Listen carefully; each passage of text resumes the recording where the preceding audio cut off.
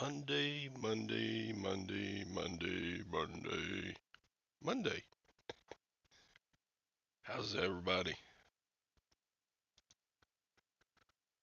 It's the Monday. It's the Monday version of the Silverhairstacker show. Welcome to one and all you little boys and girls out there, and all you old geezers like me. Welcome to the show. The show in which we talk about all kinds of things. We talk a lot about reselling. We talk a lot about silver and gold. We talk a little politics. We talk a little sports. We talk a little weather. We talk a little whatever. Health issues. We talk about that some. Uh, get a little. Oh, crap. All right, hang on. Let me check my mic. Check my mic. Huh. Do, do, do. Uh, uh, audio.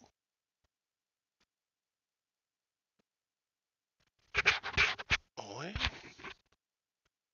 This says on what I'm supposed to be on is turned up all the way. I don't know. John, can you hear me okay? Hi, John. Hi, Robin. Josh says my mic is good. Okay. Good, good, good. Volume VM. John says it's good. Josh says it's good. Robin, you need to get your hearing checked. Sorry, Robin. Yeah, Tom is, okay.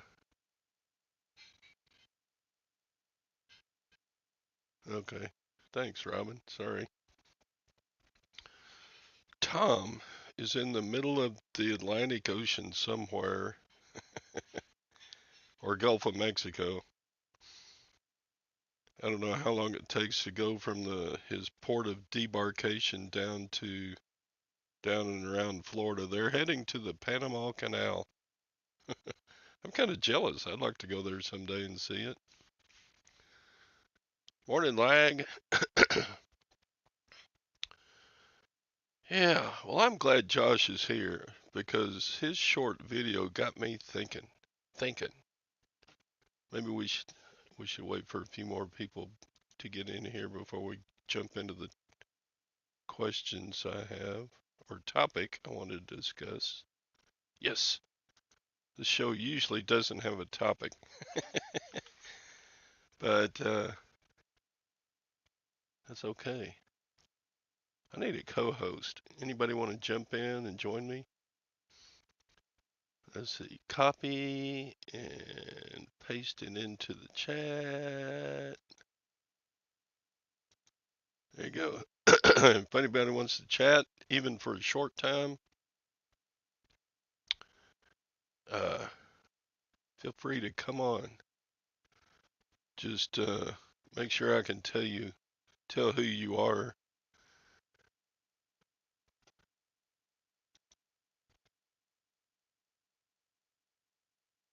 Give me a hard time about the game. I'm ready. What game? Oh. God, Cowboys are playing good right now. I don't think Philadelphia played all that bad. It's just, dang, Cowboys are they're they're playing very well right now.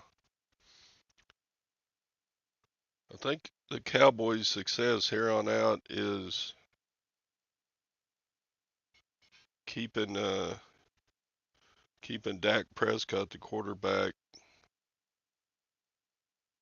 from making dumb mistakes like throwing intercept. He can throw an interception in a game they're winning and just wind up losing.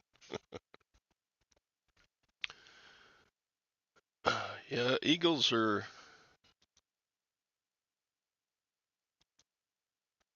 It's late in the season, man. They're probably tired and bruised and banged up.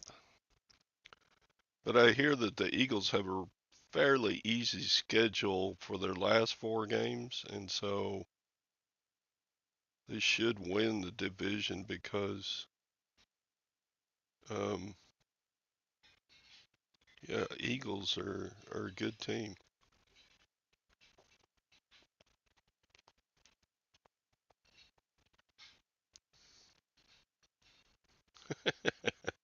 I showed I showed during the game last night there was a couple of guys standing outside the stadium or some practice area or wherever,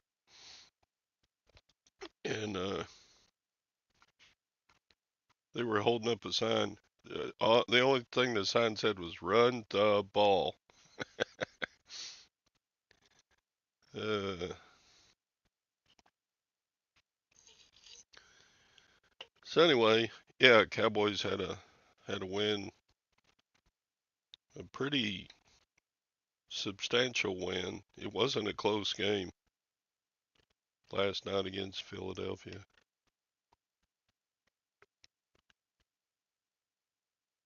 Yeah.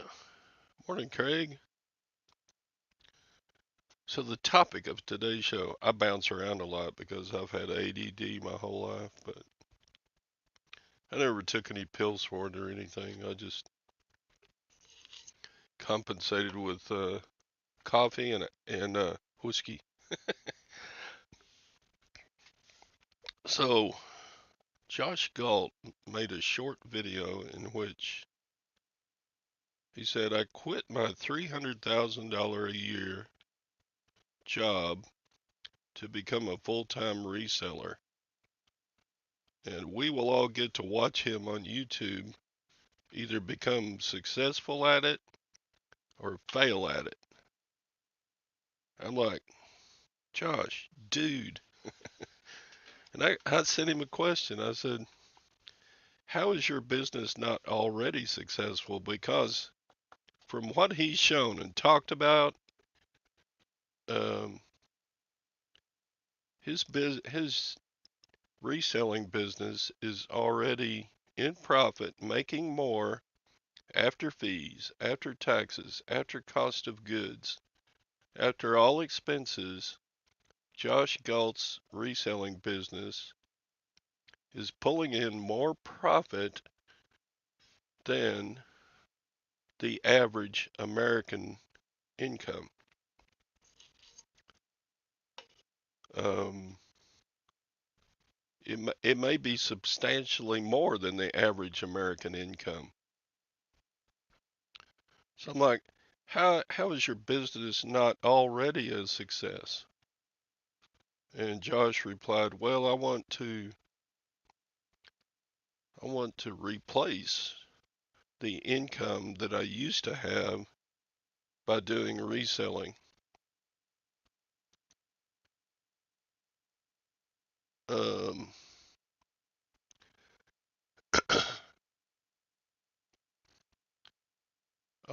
James, I'll answer your question in a moment. In fact, I did a video on that. I may put a link to the video, James. Um, but yeah, the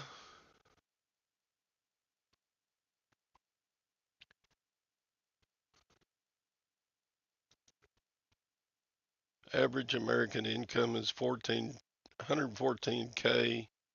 That's probably per household, right? Per household. That's not uh, that's not each person making that amount, is it? I wouldn't think it's that high. Um, did you just Google that? But uh, even at that mark, I would assume that Josh Galt in his reselling business is now making that much profit right there, the $114,000 a year. Yeah, household. And that would include income from investments, income from that wouldn't be take home pay from a business. That would be investment income. That would be um, the breadwinners. We don't really have that category anymore, but the breadwinner's income and anyone else who works in that household, their income as well. So a lot, a good portion of American income is to people with jobs or work.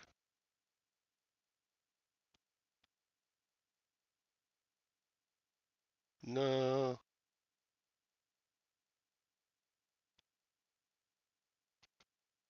he is. I wouldn't call Josh a moron. um, wow. I would hate to try to be a reseller and try to make 200K a year. But anyway, those are good points, though, James. Um, I don't think, I don't know, could it, as a side hustle, part-time income, could a person make? I'm sure they could. Depends on what you sell. If you sell Rolex watches, all you got to do is sell what, two a month, and you're making that much or a little more. But anyway, all right. Let me go ahead and answer James's earlier question about weighted pieces. Let's see. I gotta find my video though. I made a video where I actually take a weighted pair of candlesticks and show how much silver is in them because I had a beat up pair of candlesticks that I just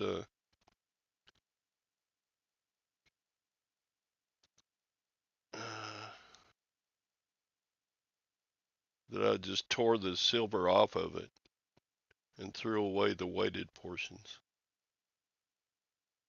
It'll take me a minute because I'm slow at this. Hey Sadie. Hey Donna. Hey everybody. I'll get back to the chat in a moment. I'm looking through my videos now to see if I can find that video about how much silver is in a weighted piece. Gosh, it was probably a year or two ago I made it. It's still pretty good information, I think, as soon as you get through all the BS.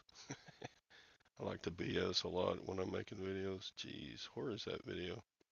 Here it is, finally. All right. Copy. All right, James, I'm putting in the side chat that video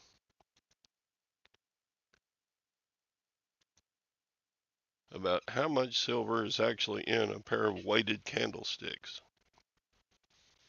So that's a good question. Let's see if I can give an example here.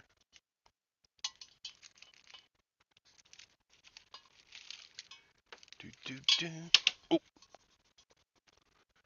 I'm pulling out pieces to show and tell.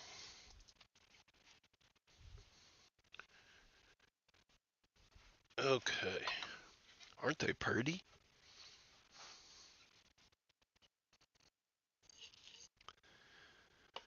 Okay, this piece is sterling silver. It's a sugar cup, and it is not weighted. This is all sterling silver. Okay, but this candlestick here has a whole bunch of steel rods going up and down, and this portion inside of this is a bunch of, they use different materials, but a lot of them are like kind of a plastic concrete. And so the silver is pretty thin that just sits on top of that portion. So up in here is more of the weighting. So the weight of this piece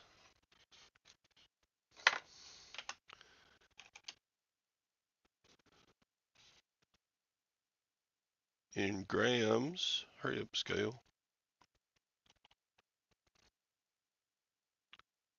is about 650 grams. But if I stripped all the silver off of it, I might get 2 or 3 ounces, which would be around maybe 100 grams of silver. So I would think at least in a weighted piece that, no, it does not have, it would only be like a third or fourth of the weight, maybe even 1/5 of the weight would be silver. Let's see.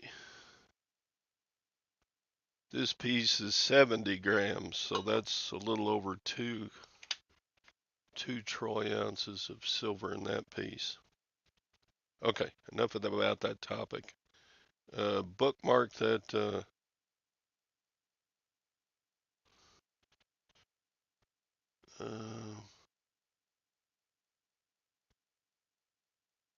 Let's see, where was Jane?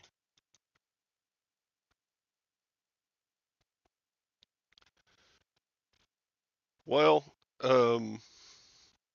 there's a utility factor also in a weighted piece. Are you buying the piece to use, or are you buying the piece to for its silver value? So if somebody gets more for a weighted piece, they're probably buying it for its utility. I mean, this is a candle holder.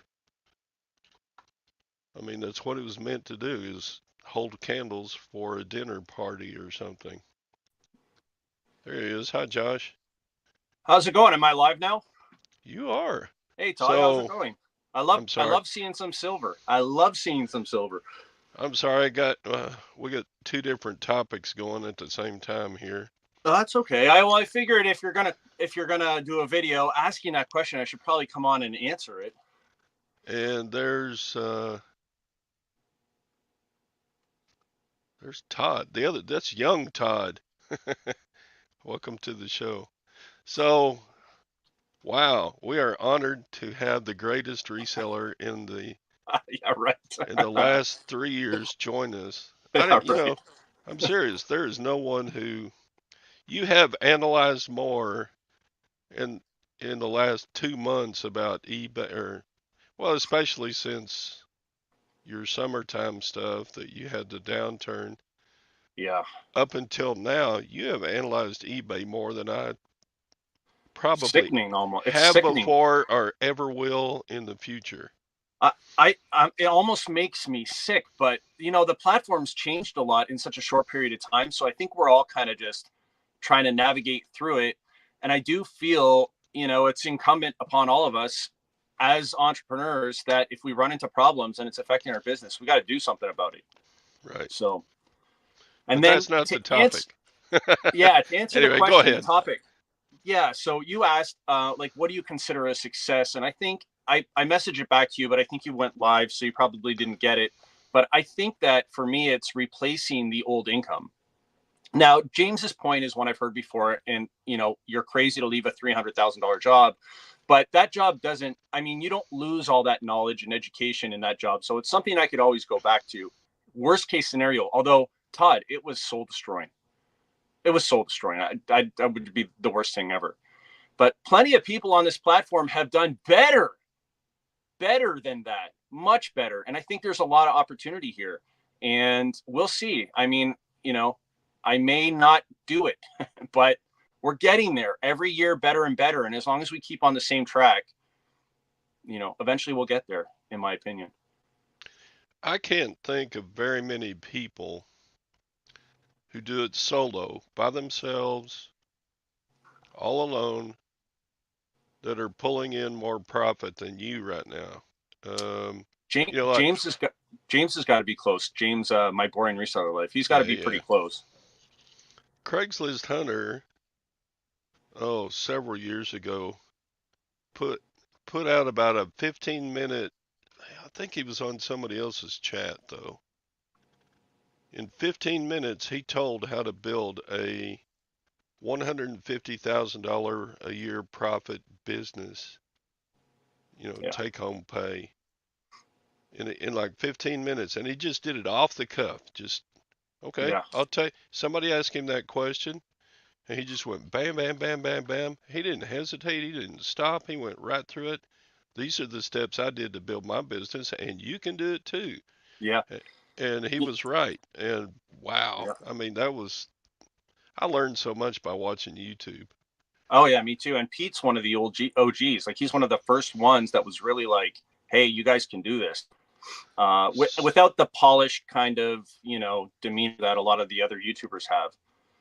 But I've in my life I've been fortunate enough to meet some pretty wealthy people, and I got to tell you, Todd, they're not smarter than your average eBay reseller. They're not. There's not. The only difference is they don't take no for an answer. They just keep pushing to the point of being annoying. So I think that is the hallmark of someone who's really able to scale their business. They just don't stop. They're unstoppable. You ever meet people in your life and you're like, this person just doesn't stop, and then you kind of bend at the knee and you're like, you know what? Fine, have it your way. It's those kind of people that I think can scale into big business. They just don't quit. Yeah, if you watch, yeah, like Tekken, he sat there on the one of his most recent videos and said, "I only sleep 3 hours a night and just work." Yeah, I'm like, God, how do you? I gotta have my 6 or 7 hours. yeah, yeah. And Um, he did that for a while, maybe out of necessity too, because so I mean the way he brings it across, and I like tech, don't get me wrong, but the way he brings it across is just had this drive, and I believe he did, but also he was starting a bunch of other businesses which were capital intensive. He went through some stuff in his personal life, so I think that the demands were there, that he had to do that. And then once he saw it was working, it was like inertia. Just don't stop the train. We're just going to keep this thing going. So for him, I think that he has all the right to come on and kind of tell people what happened and how he did it and how they should do it, because he did it. He's that's where I think someone like him is a good teacher, because he's already done it. Whereas I consider myself going through the process right now. um, yeah, I mean, there's no way I can compare to him, but in my situation, I don't have to. I'm a, I got my retirement income from teaching, and so my story, um, I wanted to make it, when I retired from teaching, I thought, well, I still need to make some supplemental income. So I drove charter buses for a while. I, I worked half a day teaching for a while, and finally I wound up at Home Depot. I stayed there 4 years as just a regular floor associate. And man, that started wearing on me. The concrete floors, the ladders, the concrete bags, the mulch Yeah, bags, tying Christmas trees on top of little bitty Kias in the middle of winter. yeah, Um, yeah, so I discovered reselling from the silver and gold community. You know how to sell your stuff on and Yeah. you know, because Well, everybody you probably there's started buying, right? That's probably where you yeah started buying. Yeah. yeah, I was kind of into prepping when the economy crashed in 8, 9, 10. Yeah. Um, so silver and gold was part of that. So I got into it, and then those guys taught me how to, do the first basic steps to reselling. And then I discovered, wow, you can do a whole lot more than just silver and Yeah. gold selling on making some money. So I started doing it while I was still working at Home Depot just a little bit. And pretty soon I was making more reselling than I was making as Yeah. a part-time associate at Home Depot. Plus, I had a 35-mile commute to get to Home Yeah. That's Depot brutal. back in. Yeah. So wear and tear on a car and gasoline, and those are not deductible. Cha-ching! There you go. Getting your car to work and back is not tax deductible, whereas your car expenses for your business is. So anyway, um, I thought Yeah. if I pretty soon I was making as much as I did at Home Depot, so I quit my Home Depot, and for 8 years, probably really close to 100 months now, I have earned as much or more. Right now, it's double what I was making at Home Depot, and I don't work hard. Yeah. If you I, if you you know, if you looked at I, my work ethic, you would go, "Oh my God, this guy could do so much more." But I don't have I, to. That's my I point. was, I don't have I, to. I was looking at it that with reselling is that reselling is fun 50% of the time. Whereas my old career was fun 0% of the time. I hated it.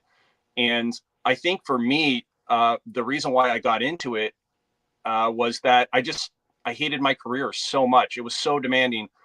Todd, I commute an hour to work, and there were times where I'd get a hotel room for 3 weeks at a time because I didn't have time to get enough sleep and come back and go back to work again.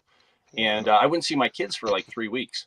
So that was doing a fair bit of damage to my personal life, and I needed a way out. I needed to figure out a way out. I had to. So that's kind of what got me into reselling. I was selling some coins on the side, and I realized, hey, I think I can do this full time. So I did it part time for about a year and a half or so, and then really was like, I think I can do this. I think this can be done. The only problem is I thought that at the same time as everyone else. So there's a fair bit of competition and saturation in the markets right now with reselling, but that'll shake out as well. But to your point, Todd, and I know I talk a lot, but where you said you don't have to do this, a lot of people might have just done something like a reverse mortgage. They don't even have the gumption to start their own business after they retire, or work part-time in a job that they might not, maybe sounds good. Like, you think Home Depot, kind of, I worked there too when I got out of university, and I thought, you're helping customers, it's not too bad. But then I realized I was just unloading pallets of grout and stuff, and I didn't enjoy it, you know so Yeah, hello I to mean, everyone in the chat. in addition to all the reselling, I bet I picked up, oh gosh, 50 at least very good friends Yeah. from YouTube Yeah. and acquaintances at auctions and acquaintances at estate sales. And oh, no, it's got to be way more than 50. I'll even say that I'm friends with Lag. Yeah. It's strange because somebody had sent me a message, and I you get to know people's personalities before you even know what they look like. Right. I don't know what anyone looks like. I could pass them on the street, but if I heard them talk, I'm like, "Hey, aren't you this person?" Because on this side of the camera, it forces you, like, that's the only way you can connect with people, is to pick up their personalities through the comments. That actually happened to me at a garage sale. I'm sure it happens to the big YouTubers all the time. But I went down to Austin to do to a community garage sale, and I slayed it. I bought so much stuff that day. Anyway, um, God, what's the girl that used to do the show with Tommy Bernard? Gosh, crap. Somebody help me out in the side chat. My brain just died. But anyway, this beautiful tall lady walks up to me at a garage sale, and she says, "Are you Tracy? Tracy Parks?" Yeah. Tracy came up behind me. I was looking at some stuff at a garage sale. She lived in the Austin area, and she's still pretty close to it. But she came up and said, "Are you Todd, the Silverhairstacker?" I turned around. Here's this tall, nice-looking lady, um, and I said, "Yes." I said, "Are you Tracy?" And she said, "Yeah. What are you doing here?"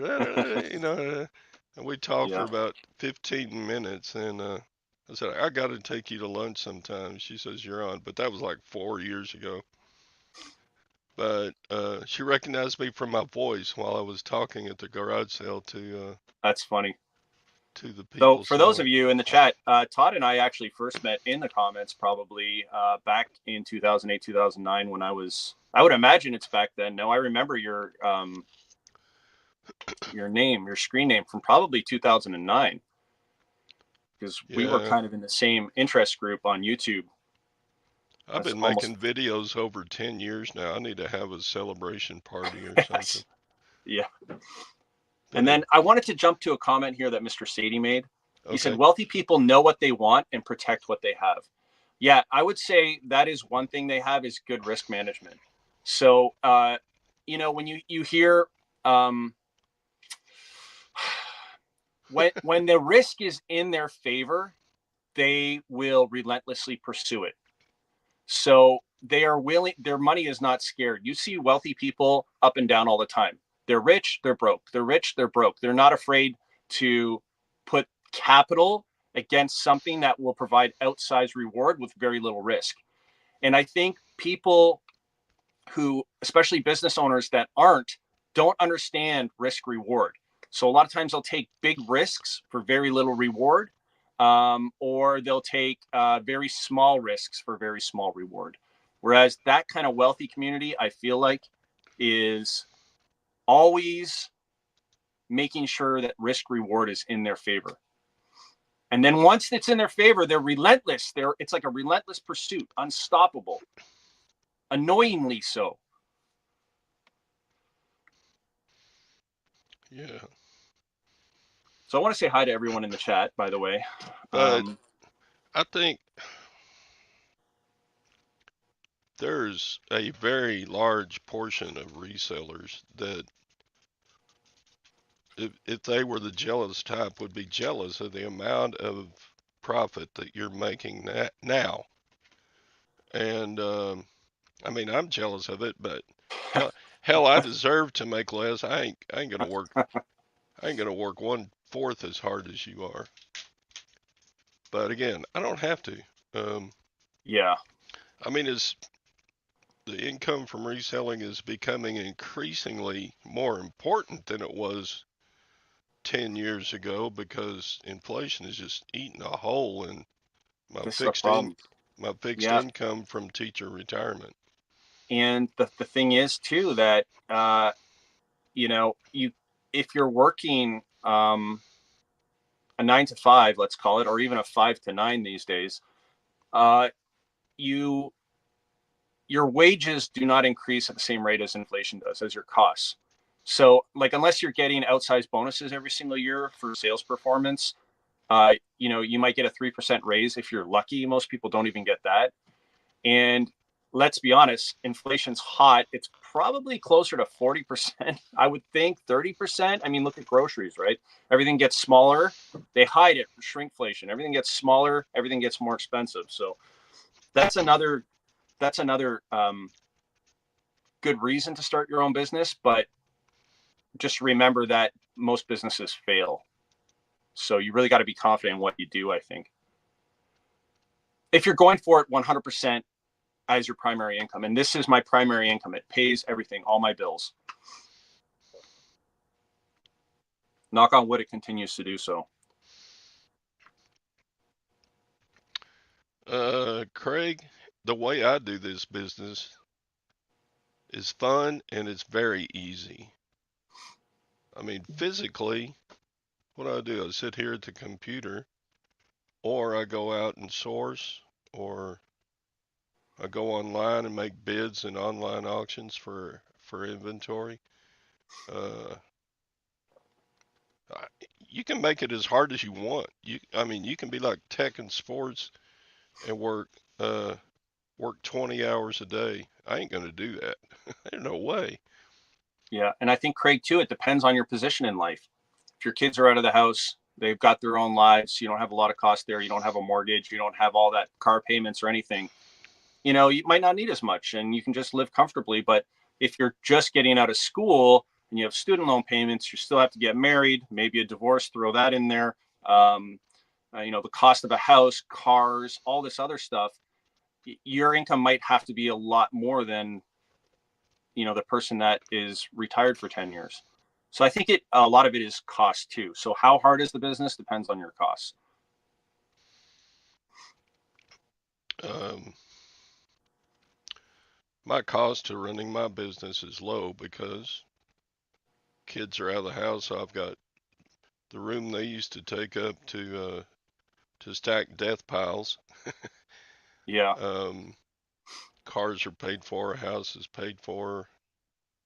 Uh, Student loans for my boys are paid for. Uh, I have zero debt. Yeah. So it's all Um, just, and you have an income coming in from your teacher pension. right. So, And are you on what we call OAS, or I guess there would be Social Security as well? um, Texas teacher retirement, we paid a portion of our income to that system, and Okay. so we didn't have to pay into Social Security. Right. However, I met Social Security's minimum of 40 quarters. In other words, 10 years of paying any amount per quarter. I'm not explaining this very well. Anyway, basically 10 years of work paying into Social Security from a job. I did meet that from part-time jobs when I was in college, um, working at the Home Depot, working for the bus driving, so on and so forth. So um, I do get a little bit of Social Security on top of my teacher retirement. However, they slash that. They slash that because I do make they they take the lion's share off of the top to say, well, look, you're already making a retirement income. You don't deserve this much from Yeah. Social Security, even though I earned it. You don't get that much. Yeah. Okay, so I just have to live long enough to get my money back out of Social Security. There you go. There you go. But yeah, they're paying me like $140 a month right now, You which know, is I got a better question. better than zero. But I got a question for you. What's the difference between reselling and just plain old selling? I used to think about this a lot. Like, isn't Walmart a reseller? They're just getting from the manufacturer and selling it again. They just have a better network to move items.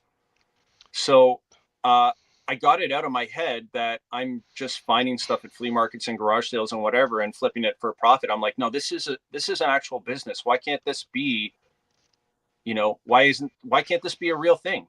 Why can't we take all the principles from business and apply it? Because I know I'm rambling again, but I watched some other YouTube channels and I'm like, you have it. You have it. You have the ambition. You're halfway there. You have it. And then I'm like, wait, why can't we do this? Why can't we apply all the things we know about business and make this work? right? What's the difference between selling and reselling?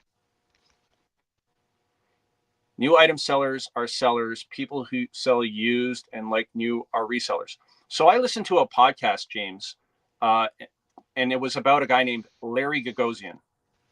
This guy is so interesting. He's an art dealer. He's a multi-billionaire and basically a reseller, but I don't think anyone would go to him and say, "Oh, you're a reseller." But he was down on his luck. He was sitting on a street corner watching a vendor sell cat posters. So he bought the cat posters and he decided to put them in frames. And then he was like, I can sell it for more inside a frame. And then he started inviting local artists around. And then he started getting into the art world, buying and selling. And he went like 10 years where he couldn't even pay his employees. And the guy is a multi-billionaire. And these stories like happen again and again throughout history. And we're in this period where we have access just by going online. We don't even have to do that hard work. Just put good things in front of people. And I think those opportunities are there for us as well. So I don't consider it reselling. I think it's just selling. It's just selling. We're just selling things. I, you know, I just don't see why we can't, I don't know. Am I in my own head a little bit too much here? Talk, Todd, your turn. I'm just trying to, where was it? Maggie asked, my pension affects my Social Security. Absolutely, absolutely, 100%. Um, the 10 years for my part-time jobs and the amount I paid in, uh, if it was my only income, Social Security would be sending me about $750 a month, which nobody can live on that. But that's what I earned. I mean, I feel like that's what I should get paid from Social Security. However, it's in their bylaws or whatever they call it, their constitution or whatever, that if you earn an income like from teacher retirement or railroad retirement, they can cut that amount down, and it's more than what is 100 or what is 750 divided by 140. That's how much they cut mine down. And it depends on what how much how much you paid into Social Security and such like that. So yeah. Okay. Anyway, what was the topic? um. Yeah. I mean, I Jesse just says, I agree. I've worked for a distributor over 20 years. We buy from manufacturers and other distributors and resell it to our customers for sure. And also items in the store that don't get sold a lot of times go out to liquidation, and those liquidation people are considered resellers, but it's just the same product that manufacturer didn't sell in the store. They wanted the shelf space. They dumped it to a liquidator. A liquidator sells it to you. You put it on an online marketplace, which hopefully has better reach, but it's the exact same product in many times. yeah. um, And Walmart, using Walmart for an example, uh, yes, the lion's share of their profits come from their retail. However, you can go to Walmart.com and buy used products now. yeah, In yeah. fact, we as resellers can join Walmart and resell on their website. There's a I'm, guy on here, Todd, I'm sure that most people know that, but yes, there's a guy. His name is Ed. He buys Walmart liquidation and sells it on Walmart.com at a profit, right. just exploiting local mispricing in the global market. It's crazy. So So um, to call, so my point is to call Walmart a retailer and resellers. Well, Walmart's a reseller too. yeah, There's to me there's really zero distinction, or yeah. it doesn't, it's not negative. I don't mind being called a reseller, but um, to me, you're just buying buy low, sell high. That's a, I That's mean, it. That's that's all it is. And I go to these antique Whether it's all dealers. new, I sell some new things, Yeah, and I sell a bunch of old things. This is probably at least as old as I am. I That's old. I go to these antique dealers sometimes, and some of these shops are incredible, and they have pieces worth tens of thousands of dollars. But I would never consider them to be like a junk reseller or like a flea market vendor or something like that. Like these are legit businesses, people that are doing extremely well for themselves. And I think to myself, we don't have the cost of a brick and mortar chain. We have access to millions of customers, and we're in this unique period of time where we can exploit that and really build big businesses before automation catches up with it. But so I just don't think of myself as a reseller. I think we're just like all of the rest of them. We're just smaller. And James brings up another good point. Um, to not be called a reseller, you have to be able to prove chain of custody. There's no way. I mean, this piece is probably owned by 10 different people over the last 100 years. There's no way for me to prove chain of custody back to the manufacturer. So, Yeah, but I don't. but I does if that make a difference? Not in No, I my don't think mind. so. I don't think you like you don't say because previously said it's reselling used goods or reselling goods for the second time, but now he's saying that no, you have to prove chain of custody to not be a reseller. I think these are like now we're turning into invented explanations. So I don't think you need to prove chain of custody not to be called a reseller. Um, but certainly to his point, which I do agree with, if you are going to sell in volume, chain of custody could become an issue because, as he said, you could get bounced off a platform, especially if you grow too quickly. And we've seen that happen to people publicly where they couldn't prove chain of custody. So I have I all my, 50% agree he with that. said, prove it with invoices. This is 2023 invoices. I fold them up and I keep them in a little basket and I add them up at the end of the month Yes. and stick them in the basket. So for chain of custody, though, each receipt has to be itemized. Whereas those receipts are good for your taxes basically. So if eBay came to you and said, I want proof of purchase or proof of chain of custody, each one of those receipts would have to be itemized. And even the thrift stores, and I don't want to create a panic here because this rarely ever happens unless you're growing at like 200% month over month, or you're into some pretty shady business. But even the thrift store receipts, they'll say home, like hardware, home goods, clothing, but it doesn't actually say what the item is. And as far as I know, that still might not be good enough. But the people I see that get pinched with chain of custody, they grow too quickly. They sell 10 PS5s at once. They all of a sudden come into like millions of dollars of shoes that they put up online. So that's my opinion on that. This But is a, Todd, where's everybody else? Because I got a jet. I got to run soon. oh, I don't know where Beard is. Tom is on a cruise ship in the middle of the Atlantic. So that's all right. You go work. Uh, Okay. You got All to right, earn a everybody. real living. I'm just here for a part-time income, side hustle. Todd, thank you for inviting me on and thank you Oh, for you having me on. I appreciate it. I really do. you are Okay. fun to watch. I sure am missing your I'll be back. daily show, but yeah, you said you'd start that back up in a couple of weeks. So Yeah, I'll be back. if I Okay, don't get everyone, to have a Merry talk to you, Christmas. Merry Thank you Christmas. again. Thank Take you care. for coming on. What a great Thank you. show. Bye-bye. It's a banger. So wow. You know, I don't want to praise Josh too much, but because he's already got the big head. uh, big head Josh. But he does a lot of things right. But he's got a work ethic. He's pretty intelligent. I mean, he's probably smarter than the average person, and and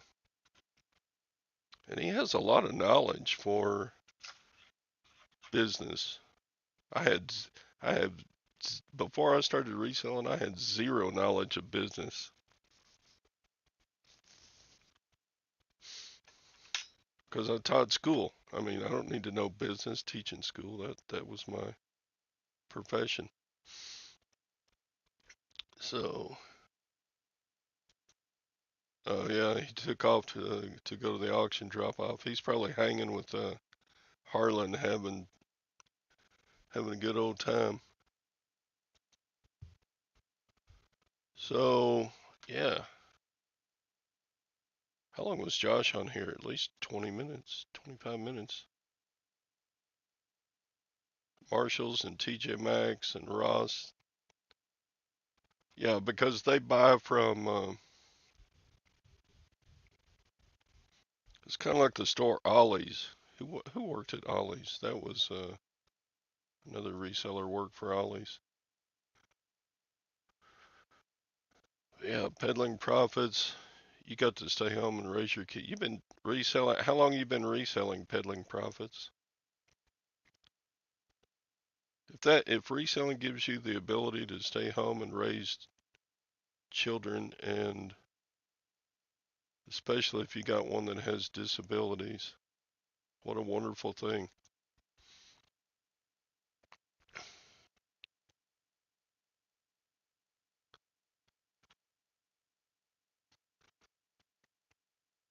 Uh, yeah, unless you send your used shoes to eBay verification, and then you get a certificate of authentication from them. It's like if I resell coins, well, these came from the U.S. Mint.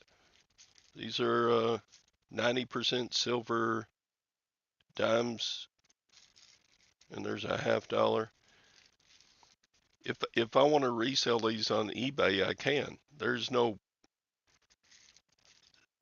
proof that I got these from the United States Mint directly. Now you can buy directly from the United States Mint coins that they produce, but how are you going to prove chain of custody on something that came from the U.S. Mint 60 years ago?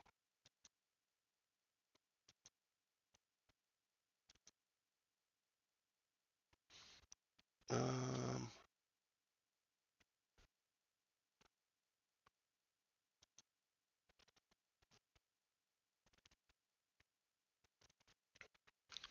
well, that's true, James, but eBay doesn't ask me to prove the what do you call it? The validity of this piece.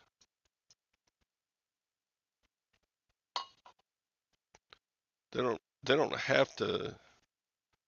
don't have to know that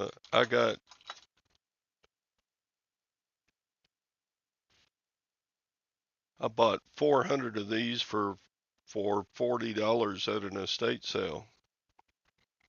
Uh, eBay doesn't ask me where I got it. I sell it online. So,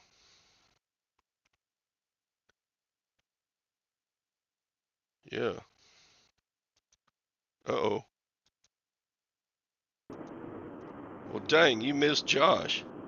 I missed Josh. What the hell? Was he on there live? Yeah, he came on for about 25 minutes.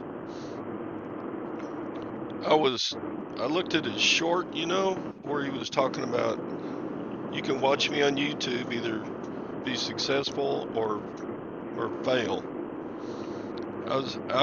And I asked him on his short video, why is your business already not a success? Because your profit is more than the average American income. He said, well, I want my business to be successful when I'm making as much as I did from my $300,000 a year job. I said, well, I can understand that. But I guess it all depends on just how you your perspective and what your actual needs are. yeah, what is successful for you? For me, it's making about $1,000 a month like I was doing at Home Depot. And right now I'm doubling that for like 5 years. I made double what I was making at Home Depot doing the reselling. For a lot less work. Oh man, jeez. So, and I don't work hard at this. I tell people all the time, oh, people say, oh, you got to work hard at eBay. Well, I don't, but I mean, I have different circumstances, but I do not work hard at reselling. It's the easiest job I've ever had. And that's why it's so hard to compare when, somebody shows the numbers or talks about whatever. Everybody has different needs. Everybody has a different situation, and it's very, you can't, you're never comparing apples to apples. It's always apples to like grapefruit. Yeah. So I would term my reselling business a success. For 8 years, I've made more money every month. About 100 months now that I've been reselling, I've made more than I made at Home Depot. And you So, also got to realize also where people live. The cost of living in Canada is much higher than it is here. Especially the U.S., the southern U.S. Even me and most of the rest of the country, the South is pretty cheap. right. So my question for today's show, what if I ever had a topic, this is about as big a topic as I can come up with.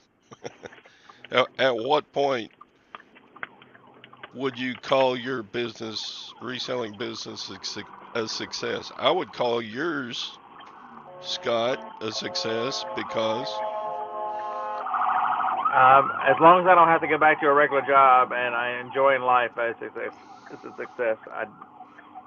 I don't put a monetary number on it. As long as I'm able to do what I want to do and have the freedom that I have, that's winning. yeah. But I don't know. In my old man mind, I'm always comparing numbers.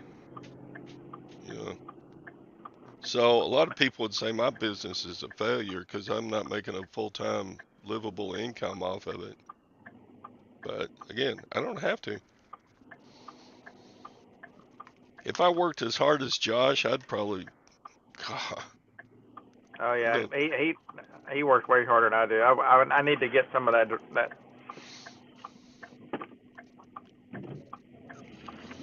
yeah, I was listening to one of Tekken's most recent videos, and he was talking about sleeping 3 or 4 hours a night and working 20 hours a day. And I was like, good God. Do you not take time out to go take a dump or anything? Uh, what's that old cartoon? Pooping on company time. So, Hey, today's already a success. Well, I got a lot to ship, but I lost my wallet and one of my guns this weekend, or Friday or Saturday, and I found them both today. So today's winning. oh, well, good. I'm glad you didn't lose a gun.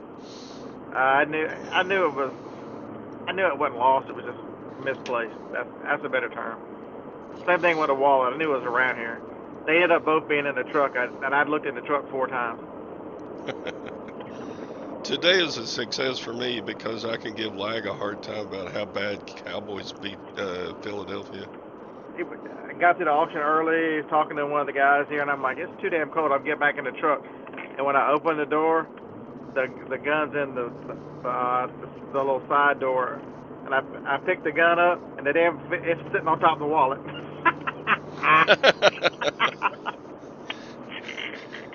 Oh man. I'm like, woo, winning. Yeah, it's so easy to lose stuff when you're a reseller because if you're like me and just work out of your house, everything is here. And so now this is how you end up in Fayetteville like this. You have to look real quick. Double gun. Oh yeah, that's how you end up in with two in today. We should rename you Two Gun Scott. You could do some. You could do some Western movies or something. Yeah, because I went to grab that one because the little black one I carry it all the time, and I'm like, what the hell did I do with it? And I remember going to the estate sale and putting it there. But I don't remember the wallet. I don't know how the wallet got there. Evidently, they were both in the same pocket. I don't know. So Phil says, here we have a stone dreadneck from Alabama with a pickup and a pistol. Yeah. There would be two pistols there, Phil. Two gun Scott. Yeah, because so I have this little thing. It fits over the end of the gun and keeps it where it's in your pocket and it doesn't make a shape of a gun, and so it keeps it upright so you can grab it. And so I think the wallet must have been when I took it out to put it in the door to go into the estate sale. Because the wallet is so little. It's one of those magnets on the back of the phone. It's only got 3 credit cards and a driver's license on it.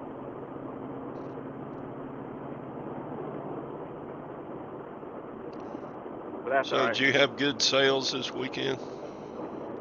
Yeah, so I saw a post by John Johnson, Rad Relics, that he had tried an experiment and put his whole because of the pricing and COVID and everything that's changed. He's like, I'm gonna put my store on like 25% off, and I did that last night. I think I sold like 15 items. I'm like, I buy stuff at yard sales. I don't have great costs and stuff. Right. And so I think I've got 32 on eBay to ship today and another 30 on Amazon to ship. Okay, talk to the audience. My diuretic is kicking in. So if y'all didn't see the show Friday night, one of the RA items I've been picking up, I've got 17 what the hell is meat? I can't read the chat, so I've got to go. I shipped half of that stuff, so I've still got to ship 8 jars of mincemeat. It's $5.48 at Walmart. None of their inventory works anymore, so you have to go look and see if it's there. I'm getting $25 a jar for it. It's on average $7 a ship because it's heavy. I'm shipping it in a 12 by 9 by 4 box. And yeah, so one person bought 4, so I got $100 from that guy, and it was $11 to ship, so I had $34 into that one. So when you take the Amazon fees out, I made $50 on 4 jars. So 50 on 20 for that one was pretty solid. And I'm coming through a weak area, so if I start breaking up, we're about to hit the country of Tennessee. Chat. What? How about comments?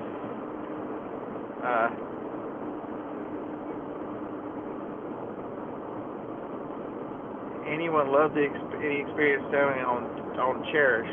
Never heard of it.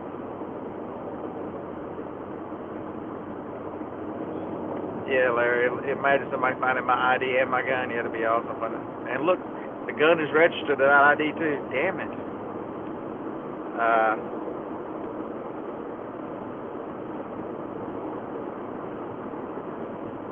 24 Etsy sales. That's really solid. I've never even sold anything on Etsy. I don't even have an Etsy account. 9 Macari, no Fosh. It's weird the way eBay's run hot and cold. I expected to have sold more than that with 25% off the entire store.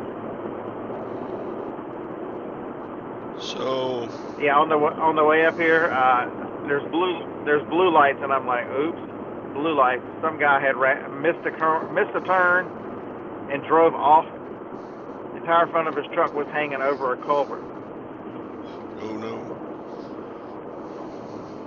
There's somebody who was carrying pallets, and they just fell out of his truck there in the ditch now. Oops. So I had the worst weekend of sales I've had in a couple of months. I think the Christmas buying season is about wrapped up. And that's fine. I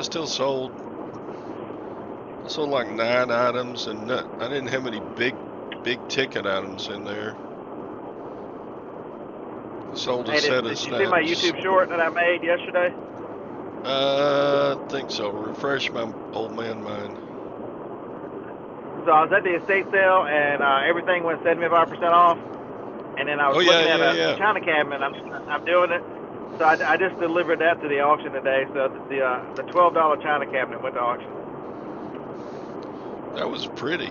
I thought you would have kept that to put your yeah, I saw it. Where am I gonna put it?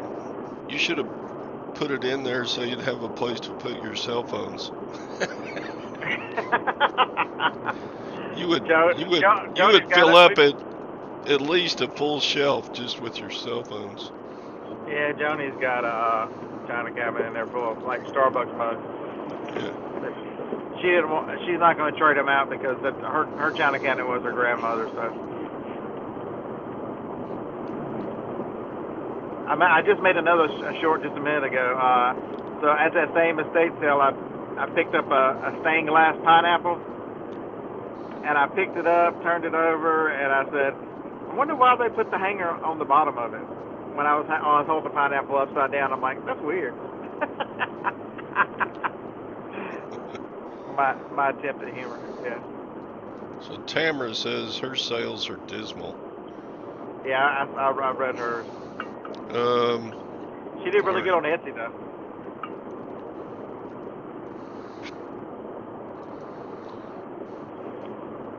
Vanessa says her sales are bad. I had a couple days last week that were only like $100 after 7 $500 days in a row, and then Friday it kicked off again. I went back up into the 500s for Friday, Saturday, and Sunday.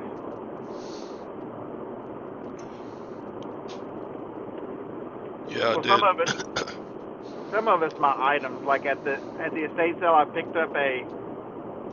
Evidently, the music company Roland makes a line called Boss. It's a 16 channel. It's called a Boss BR 1600 CD. I paid $40 for it, and it's got the manual and everything with it. It's worth about $400, so I'll list it today. Nice. I picked up some stuff from the auction yesterday. I got to go make a pickup. I bought a electric golf cart charger for $44. I looked on eBay and they sell for over $200. I'm like, yeah. Winning. Yeah, I think that's going to be part of it too. Is as we are selling less items than we're accustomed to selling on eBay, you're really going to have to pay attention to your average sales price. You're really going to have to have some good price items to really. Like I've got a water maker, a hot water dispenser back there. So this is a good lesson. So I'm in the kitchen at a estate sale, and there's a most time you just walk right by the water dispenser that dispenses hot water. They're a dime a dozen, right? But this one is made by Panasonic. Panasonic does not supply kitchen things, and so I ended up paying I think $3 for it. When I looked it up, it's worth $90, and all it does is heat hot water and give you hot water. But because it's a well-known brand that's very limited in the kitchen line, you don't find a lot of them. So there's only 2 for sale on eBay right now, and one sold, 2 for sale. And that lady said 75% off. I was waiting. I bought a Keurig. It's a fancier Keurig. It's sitting down there. I think I ended up paying $8 for it. So, I don't know if you can see my screen, but I can see it, but I can't read it because I'm driving. It's a Sight Pro mini stakeout pole for.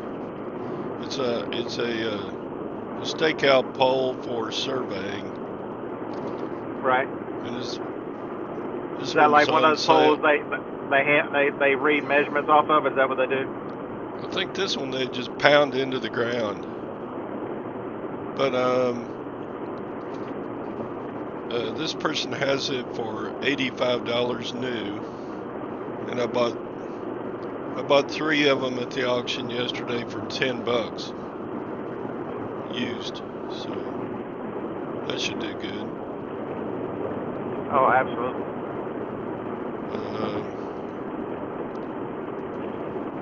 But yeah, if I only had that auction as a You could source from it, Todd. I bet because if it was your only place, you would become a lot more aggressive with what you buy there.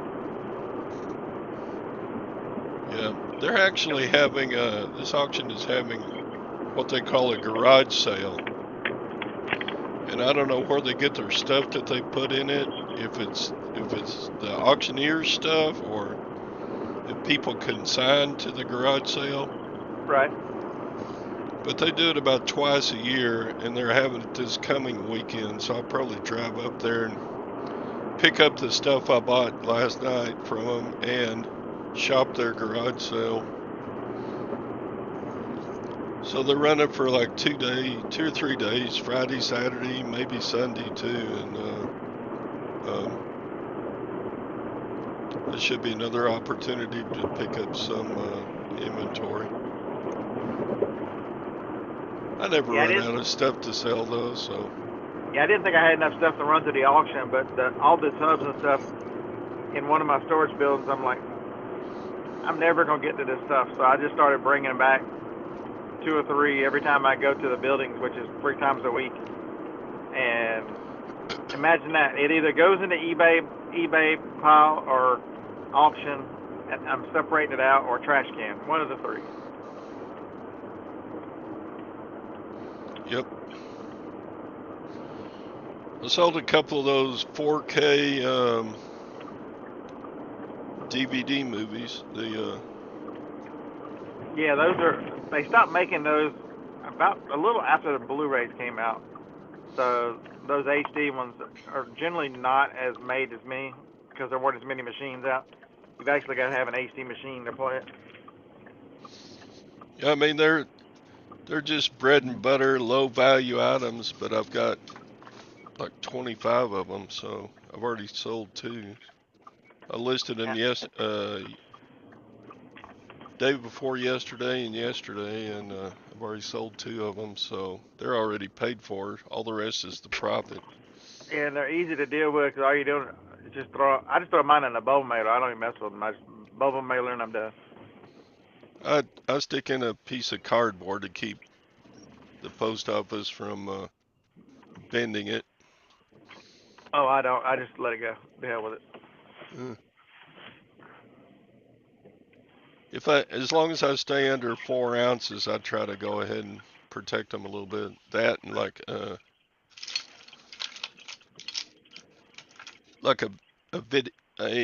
video game, like Uh, this GameCube. yeah, I I just like throw them.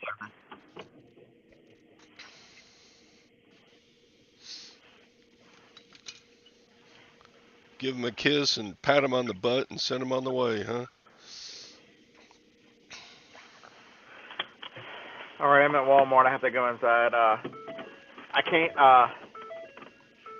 My hands are too cold and I can't find my gloves, so I'm gonna stop to buy another pair of gloves so when I pick inventory in the storage building, my hands won't freeze. I got lots of military gloves you can buy from me. Oh well. All right, folks, I think we're going to shut the show down anyway. Shut the show. I got to get my awesome 10 orders filled from the weekend. Ooh, 10 orders. And so I appreciate everybody coming and listening. Wasn't it fun to have Josh on? Give me a thumbs up if you liked seeing Josh on the show. That was a surprise. I didn't think he would do that. But tomorrow and Thursday is usually Queen City Picker Tom doing the show, the morning show. But I bet we go ahead and have a show anyway. Either I'll start one or Scott will start one. And yeah, Ping, it was nice seeing Josh. I appreciate Ping being here. She's starting to feel more like a soul sister all the time. Except she's out there in California, crazy place to live. Uh, appreciate Jennifer. She's the the queen of being all on all the reseller shows and being so helpful to everybody. And then we got our old crew. We got Sadie, we got Junk, we got Lag was here. I haven't seen a comment from Lag in a while. His mom must have given him a chore. Uh, uh, James and John and all you guys, thanks for coming on. Appreciate it. Appreciate it. Appreciate it. So we'll see you tomorrow, one way or another. So bye.